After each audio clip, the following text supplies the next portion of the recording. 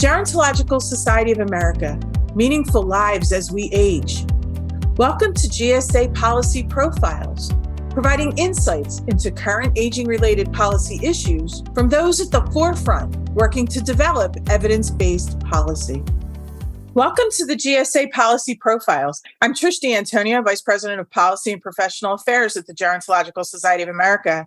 And today we're going to delve into the topic of a new FDA regulation that provides for hearing aids to be sold over the counter without a prescription.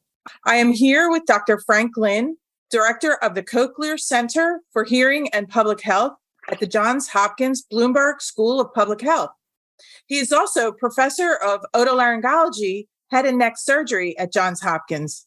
He has been at the forefront of this issue, and he will be providing us with some insight into these new regulations and address the implications that they could have on older adults. As a multidisciplinary society with over 5,000 members, we have seen the research that has been conducted on the impact of poor hearing and hearing loss on older people, such as poor daily communication, cognitive decline, depression, and social isolation. GSA advocated for the legislation in 2017 and for the FDA guidance and regulation to provide access to over-the-counter hearing aids. We know that all too often the high cost of hearing aids, which have not been covered by Medicare, discouraged millions of older people from buying these devices. In fact, it is estimated that only about 1/5 of people in this country with hearing loss get help. I understand that the new regulation takes effect in October, and I'm excited to learn more from our guest today. So welcome, Frank. And to get started, could you tell us a bit about yourself and how you became involved in this issue? First, Trish, thanks for having me on the podcast. And, it's been really an incredible partnership with GSA over the last 5 years, really getting these regulations across the goal line finally. So, by way of brief background, like you mentioned, I'm an otolaryngologist or an ENT surgeon at Johns Hopkins, but how I spend the majority of my time is directing a public health research center at the Bloomberg School of Public Health, focused on really thinking about and addressing broadly the impact of hearing loss on older adults, not only through, obviously more classical epidemiology studies, but then also going to clinical trials. And then more importantly, what's really near and dear to my heart is then actually directly changing a policy that can actually have a meaningful effect on the people that we see, the people we care about, our patients, our family members and friends. So, basically really translating as best we can epidemiology all the way through the life cycle, all the way to actually policy that impacts people who are living it, not just, us researchers sort of thinking about it. Right. It's so important. And I think GSA, all our members, that's our mission, right? Translate that research into the practice and policy to benefit us all for meaningful lives. Can you provide us some insight into the key elements of the new regulations and how older adults may benefit? So, big picture, Trish, like you mentioned before, is a lot of people have hearing loss. I mean, the prevalence of hearing loss, it doubles every age decade. I mean, 2/3 of everyone over 70 has a hearing loss. I mean, this is all of us, not just those people with hearing loss. It's every one of us. Everyone loses hearing as we age. And yet at the same time, like you mentioned before, the rates of just something as basic as a hearing aid is less than 20%. And in part, there are a lot of reasons for that, not just one thing, but I'll say there are several. So one is cost. I mean, the average cost of a pair of hearing aids that we estimated working with the National Academies a few years ago was, $4,700 for a pair of hearing aids, which, put that in perspective. I mean, that means for the average American, it could be their third largest material purchase in life after a house and a car, which is crazy, right? And then there's also issues of access. The only way to, in the past, not in the future, but in the past, to get a hearing aid, which you had to make multiple trips to an ENT like me or an audiologist or hearing aid technician, which is, doable for some people, but not doable for a lot of other people, not in terms of the hassle, but the time involved. And just honestly, some people don't have the means to do that. So and then also just broadly issues of technology and, why isn't it integrated with my lifestyle and things like that. So a lot of these root cause issues, if you think about it from a policy perspective, can actually be traced back, it sounds crazy to say this, but to actually how hearing aids are regulated. So the old regulatory hearing aids were set in place in 1977. And when they were established back then, what they effectively said is that hearing aids could only be sold through a licensed provider, namely like an ENT or an audiologist, and they couldn't be sold directly over the counter.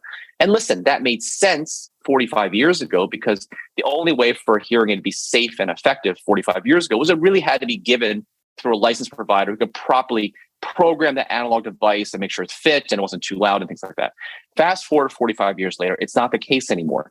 So what's happening now is the FDA has fundamentally changed their regulations after 8 years of working with the national academies, the White House, and Congress has finally happened. And with these new regulations, it basically means that hearing aids can be directly sold to consumers without a licensed provider involved. And yet there'll be very specific technical requirements placed in the hearing aids so that you'll know they'll be safe and effective as a consumer. Much like you go to a store right now, you buy over-the-counter Tylenol or acetaminophen or ibuprofen. You know that it's safe and effective because they've been regulated to be such. That's what's going to be happening to hearing aids, which is incredibly exciting because that's what it finally allows really a lot more innovation in the space. Right now, let's say tongue-in-cheek companies like Apple or Samsung, they're already making very sophisticated hearable devices. In the past, they would never be able to enter the hearing aid market because they couldn't sell directly to consumers, that's what they do. This is what allows all of a sudden I would say a fresh breath of innovation and competition to finally affect the marketplace, which benefits consumers, which benefits public health, benefits just overall competition as a whole. So it's really a win-win-win all around. Yeah, I can see that, and I hear your enthusiasm here. You talked about some of the specific technical requirements, and I was wondering, I know one of them is the definition of mild and the definition of moderate hearing loss. I wonder if you could take us through that a little bit so that older people and people who care for them and our members who all experience hearing loss if we understand the prevalence, we're all experiencing hearing loss. We could all understand what that is. So there are a couple ways to answer that. I'll give you sort of the current answer, and then really actually an exciting thing I'm going to announce is as of this week, actually, we're announcing it's a new public health initiative from the School of Public Health, which is so people can actually know and how to monitor their hearing over time. So to know whether you quote unquote mild or moderate. The first side of the equation, though, in terms of what mild to moderate means, I mean, there are different ways of rating your hearing loss based on the severity, right? The key thing is when we essentially drafted these recommendations as a part of the national academies and what got taken on by bipartisan legislation, which then affected the FDA's rules, is we fully intended for these hearing aids to be applicable and to be able to help people with a mild to moderate hearing loss. So what does that mean? That's basically essentially 90 to 95% of the people with hearing loss out there have a mild to moderate hearing loss. So this is a vast majority of Americans who have something in a mild to moderate range that will benefit from these devices. Now, there are people who have hearing losses beyond that, more in what's called the severe range. That's usually not very subtle. I mean, those are people who you'll know they're really, really struggling. Even then, those folks, it's not that you wouldn't benefit from OTC hearing. They would still help to some extent, but you would benefit far more from more of like a prescription-like device that's custom fit by an audiologist. So a lot of times it's not so important to know what level your hearing loss is. It's just if you feel like you're struggling to communicate, more importantly, people are telling you that you're struggling to communicate. It's the running joke always is that you may not know, but everyone else around you knows. It is very, very likely an OTC hearing aid will likely be able to benefit you based on the severity of your hearing loss. Again, short of like having a really, really severe, profound, which usually is not too subtle, where you, again, would likely benefit more from a prescription device, right? So, and, usually, again, who would benefit? It's those classic stories of people saying, I'm misunderstanding you, you're constantly mumbling at me, or that's what you're noticing yourself. That's what the mild to moderate hearing loss is, and that's who would benefit from these devices.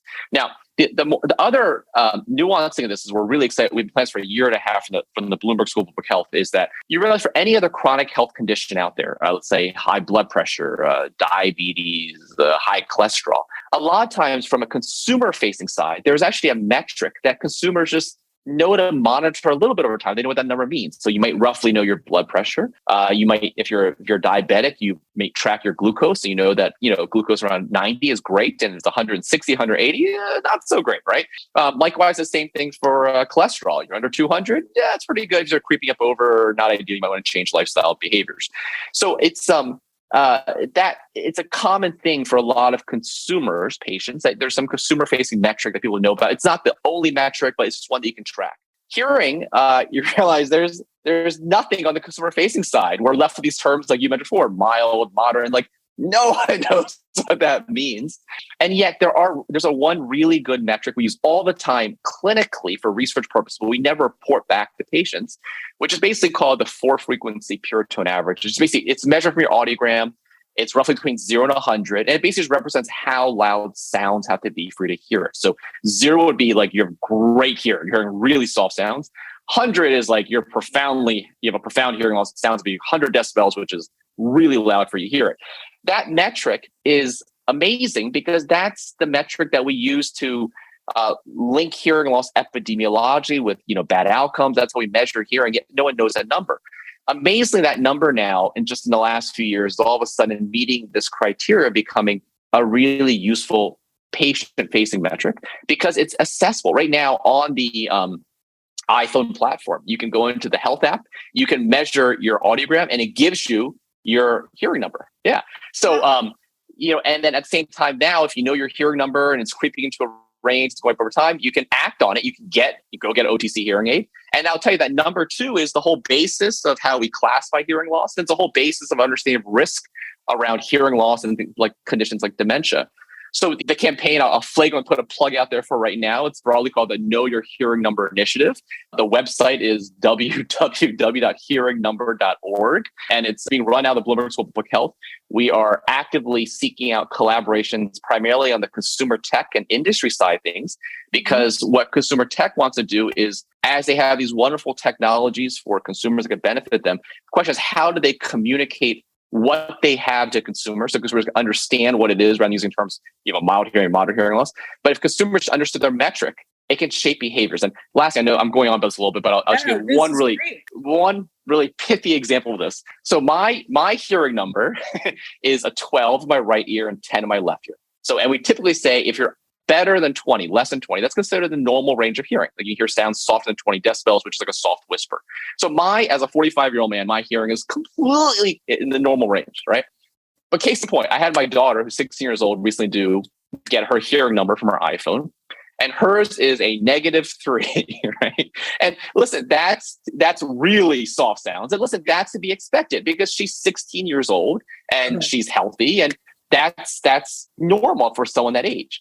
So when I saw her hearing, which is also normal, and I looked at mine, I was like, wait a minute, I've gone from probably was like a -3 when I was her age, now to 12. So I've dropped per se 15 decibels, but it sounds to be 15 decibels louder for me to hear it. And I'll tell you, 15 decibels, that's a big shift.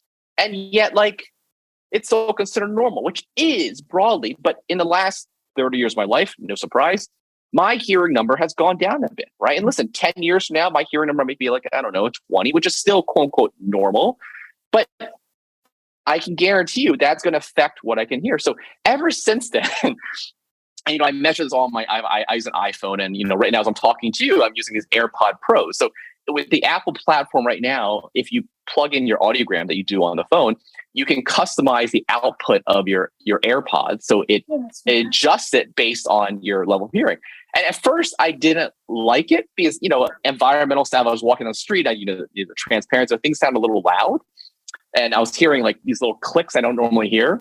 But I sort of kind of used to it now, right? So I started to use my AirPods as hearing aids, even though, listen, I have normal hearing. And yet the sounds that it's amplifying for me are probably sounds I don't hear anymore. My daughter does, right? Listen, I have normal hearing, right? But it shifts the dynamic how you think about hearing. It's not this binary condition. It's a lifestyle thing over your whole lifetime. So we're really excited about the hearing numbers. We think it really can shift behaviors, and which is even more applicable now. There are actually solutions for it that are readily available. And that's incredible. So I think about if I'm talking on the phone with a family member that might have some moderate hearing loss and we're able to make this shift, I don't feel like I have to shout on the phone anymore to them. I mean, there's subtle things, but it's just really everyday impact. Yeah. So, and I think that's the problem. In the past, hearing loss has always been seen as you either have it or you don't. It's just a dumb way of viewing it, right? It's this constant thing, just you get a little more white hair over time. So all of a sudden, one day you have white hair, right? I might have been popular for the last decade. It's the same thing with hearing. It crops up a little bit at a time. So it's not all of a sudden one day you need a hearing aid. That's just the dumbest thing I've ever heard in my life. Yeah, that's how it's commonly perceived. It's right now, I'm 45, I have normal hearing, but I'm already beginning to use my AirPods as slight amplification devices. Every now and then, right now when I'm talking to you right now, I'm using my AirPods. It's actually slightly amplifying it based on my hearing. Not that I really, quote unquote, need it, but if I don't have it on, I sort of notice it. I notice it sounds better when it's on, actually, right? And it shows the life course issue, right? I mean, this is a life course issue. This is not an issue only for people over the age of 60 or people over the age of 65. No, it's for people like me who's 45, right? Or even for me like 10 years ago. But that's what makes this, I think, the hearing number campaign really useful, because it's not about labeling. It's not about signals. It's just knowing a metric of your health, and then it cluing you into when you might want to adopt like the sound, the customization feature on your phone. And then later on you get an OTC hearing aid, and I don't know, later on maybe get a prescription hearing aid, right? It is very much a life course thing. So that's why we're super excited about this campaign, potentially the partnerships with, organizations like GSA and other professional groups, and also the industry to really push us forward. It's an idea that raises all boats per se, in terms of helping consumers, helping industry connect consumers with technology that could help them and things like that. Well, I'm so excited that we're breaking this news on our podcast. And again, it's hearingnumber.org, right? That's right. Yeah. Okay. So because this is a policy website, I have to get back to a little bit about the regulation, if that's okay. What do you see are some of the short-term? So the short-term impacts seem like they're happening now. I mean, there's already some things happening, as you describe what Apple is doing, what other companies like Apple are doing. What are some other short-term impacts and then some long-term impacts for the regulation? Yeah. So like you mentioned before, the way the final regs were released August 17th, 2022, so just a couple weeks ago, and then they'll go into effect in the Federal Register as of October 18th, 2022. Right, so 2 months from now, devices can start being marketed and start hitting the shelves per se.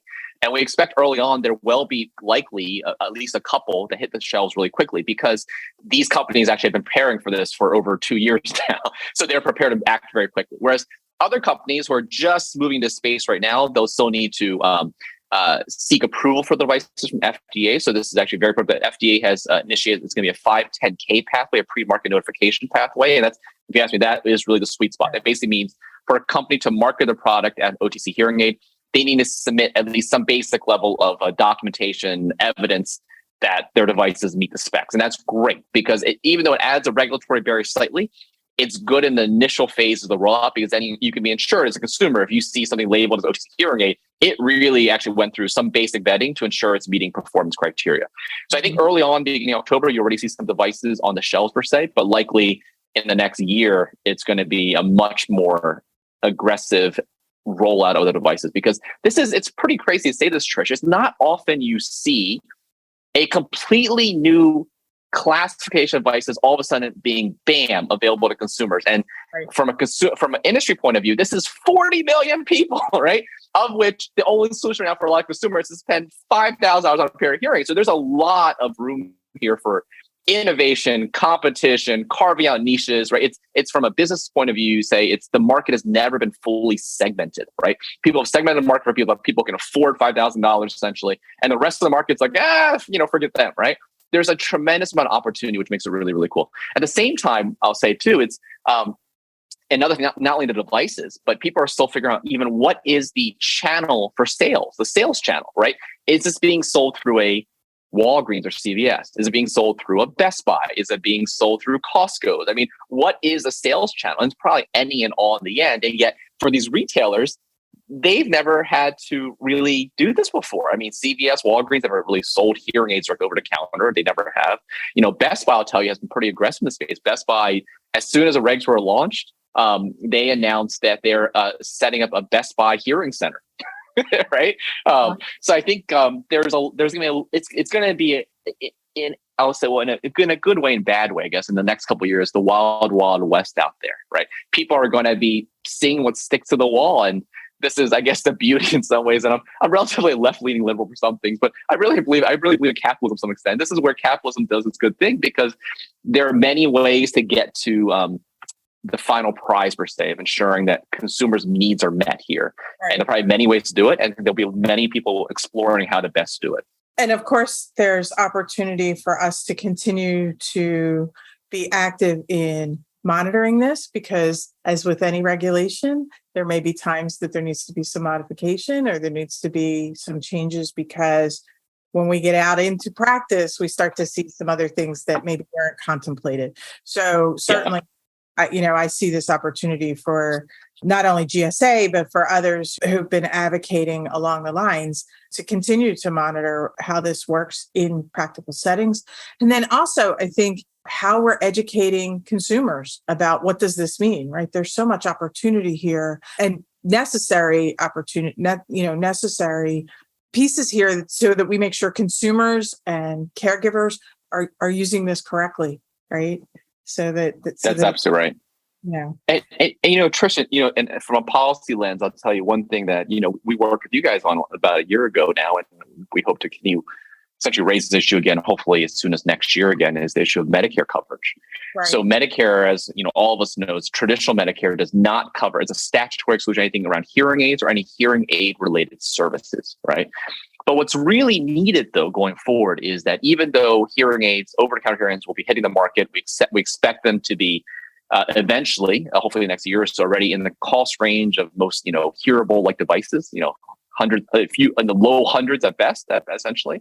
But at the same time, many people could still benefit from the professional services of an audiologist to get professionally tested, to guide them about what the best OTC strategies are, guide them whether or not they want to consider prescription. So basically, unbiased professional advice is still, for many people, always helpful, probably, right? But the problem is right now, under traditional Medicare, audiologists they're not reimbursed to provide such services to patients. They can do a hearing test, but anything around counseling, education, nope, zip, nada, none, right? So, last year with the Build Back Better Act, this was one of our, we thought was one of our coup de grace, was that we actually got a Medicare hearing benefit advanced as part of Build Back Better Act, which we really thought that it would have been the sweet spot if it got passed. It would have basically, for everybody, Medicare would have covered hearing rehab, hearing care services. So anybody with hearing could just see an audiologist professional services. Then if you had a mild to moderate hearing loss, Medicare wouldn't cover your hearing aid. You're expected to buy your own, which isn't unreasonable. Why should,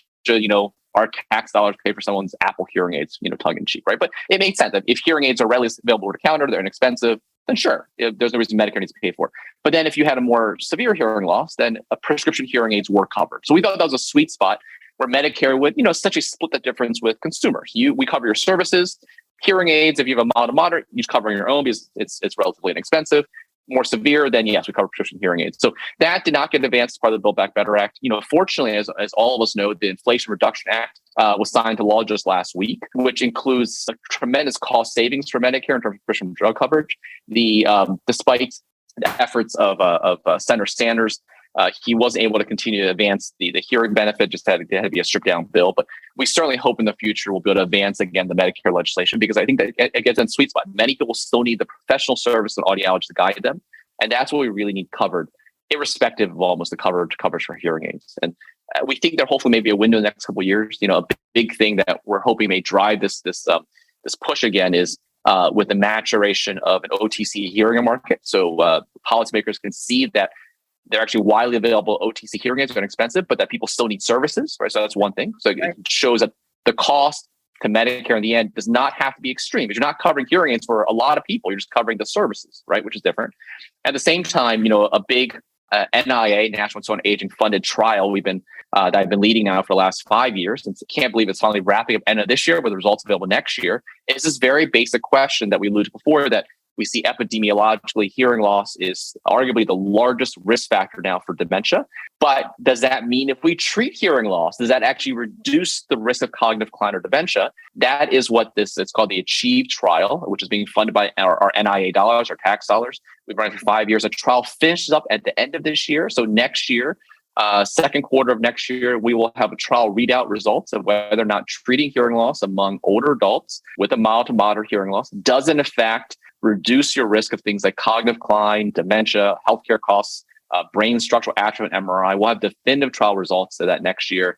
And we're hoping with that in hand, hopefully shows some type of positive effect. With the maturation of OTC market, we have another window again to work with congressional policymakers to advance some type of Medicare legislation. That would be so impactful. And as you know, in discussions that we've had talking about GSA's activity around improving supports for oral health care, hearing health, vision, what many beneficiaries are quite surprised to learn that they do not have benefits to support. And those are so key in our continuing participation in society. And it just seems, I've seen and heard so many stories of people just being shocked that Medicare does not cover these services. So continue to advocate on behalf. And so we're so pleased to be able to work with you and your colleagues at Johns Hopkins, along with other GSA members, to continue to advance policies such as these. As we're getting ready to wrap up today, I'm just wondering, where would our listeners go to get more information? So I think you talked a little bit about the new initiative at Johns Hopkins. Are there other places that you would recommend that we take a look at or that we post as part of this? Yes, I think it depends what lens you're coming through. If you're coming through the lens of what can I do, let's say, for my patients per se, or myself or a family member. So very much individual perspective of great, now I think hearing is important, there's solutions what to do. I think there are a few. I think one is, again, that, hearingnumber.org campaign actually lists, again, knowing your hearing number, but it also lists some of the strategies and orients you to what OTC devices. That's a simple use website, hearingnumber.org, that's out there. I feel weird saying this, but also just my colleague and I, we've recently written a book actually with AARP. It's called Hearing Loss for Dummies, right? So it's the For Dummies series that AARP does some topics with. And a year ago, they asked us if my colleague Nick Reed and I, is audiologist, my colleague at Johns Hopkins, also an epidemiologist, we'd be interested in writing a book on basically hearing loss for dummies. So, it's funny. I was sort of sheepishly, I was like, because in the past, as you know, I'm a professor at Hopkins. I always get approached to do various academic books. I always say no, because I honestly, I don't want to spend effort on something no one's going to read, which is what happens a lot of academic books. But, I said yes to this one because I realized if you look at the numbers for dummies books, people actually read this. And I went to my parents' house and I saw they had all these For Dummies books on their shelf. I was like, Mom, you read these? She's like, yeah, I buy them all the time. So, that book is coming out actually, I think next week on Amazon. It's Hearing Loss for Dummies. And there's a whole section on the hearing number. There's a section on OTC hearing aids. So I feel weird I'm not trying to plug them. I'm saying it's something there that it's very near and dear to my heart, because it actually hopefully can directly inform consumers. So I think that's at the more individual end. Hopefully the website and stuff like the book could help. And then otherwise, from the research side of things, our website at Hopkins, we have policy briefs around Medicare, updates on what OTC means. And that's, the website for that very briefly is jhucochlearcenter.org. And that's it's an academic website. So that's more for, I would say, the researchers and audience of who wants a broader policy understanding of what's going on. I will say in the same breath, the website's getting a complete we've been working on it for the last 6 months. We're completely redoing the website with outside agency, which is being relaunched end of this year. But the website still works right now. It's a little, it's gotten clunky over the years because on adding more stuff to it. It's going to have a whole refresh in the next few months as well, which will make it easier to navigate. That'll be great. And then of course, GSA has our interest group related to sensory activities. And so what's really important there, I think, is other members, please share resources. I would call us all out to be sure that we're sharing those resources on the Interest Group Connect platform, because that'll be someplace where we can continue to build those resources. Well, I have so enjoyed having this conversation, and it's incredible. So much activity around this. I think ultimately to benefit older people and to continue to advance our vision of meaningful lives as we age. So I just want to thank you for providing our listeners with a great overview of the activities around over-the-counter hearing aids and for the potential positive impact on lives of older people. So thank you so much for listening today for GSA's Policy Profile. And this is Trish D'Antonio signing off. The Gerontological Society of America was founded in 1945 to promote the scientific study of aging, to cultivate excellence in interdisciplinary aging research and education, to advance innovations in practice and policy. For more information about GSA, visit geron.org or geron.org.